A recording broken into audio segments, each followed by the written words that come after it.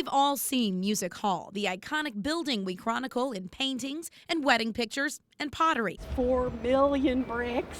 4 million. 4 million bricks. Another interesting detail that I discovered. But you haven't really seen Music Hall until you see it through the eyes of Taya Chepkema. When my husband and I moved here to Cincinnati, we were just blown away by the monumentality of this building. Oh, we're rolling? We're rolling.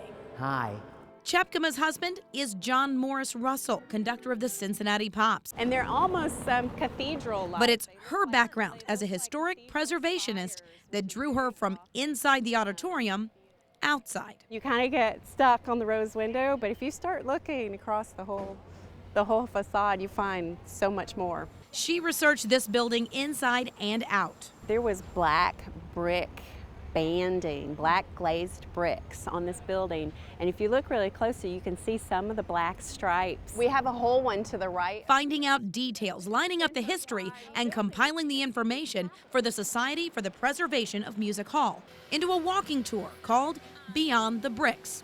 It started today. We want to turn it into a talk that we can take out into the community as well. These oak doors are probably my favorite. The tour highlights the exterior details of this building. You'll notice the sandstone pinnacles at the peak of every gable. But also takes a look at the intangible. The great thing about this tour is you can actually kind of tell the history of architecture and the history of Cincinnati through this building.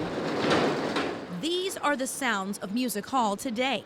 And even in this modern construction chaos, Chepkema finds a nod to history. To see the crane and to see the scaffolding. Imagine back in 1877 when this entire building was surrounded with wooden scaffolding. What was happening then when it was being constructed is happening now. Music Hall's renovations will continue through this time next year, but between now and then. And we have a Celtic knot. Chepkema hopes to help the tri-state prepare for its future by learning this building's past. And she says there's no time like the present. When you can't go inside, why is it important to show people what's happening outside? Well, this is a really exciting, look at it, it's so exciting what's going on. It's been here for 140 years and we're still celebrating this building and it's so special. We need to continue to celebrate it. The last couple of years, we've kind of featured a hidden gem inside Music Hall, the Music Library. It is the second largest asset to the CSO next to the endowment. It's insured for more than $10 million and has original works dating back to the 1800s. During the renovation, they had to find a home for it all.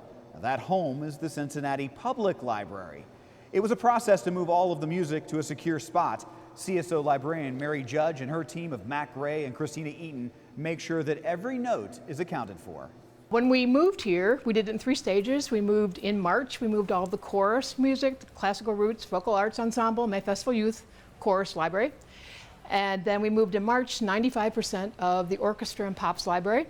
And then in June, we moved the rest of the music. Now here are the travel boxes that the librarians use. They brought them here tonight for LumenoCity. Coming up on LumenoCity, Lighting Up a City Inspired, how the Taft Theater is preparing for tonight's big show, and a look at what it took to revive the historic theater.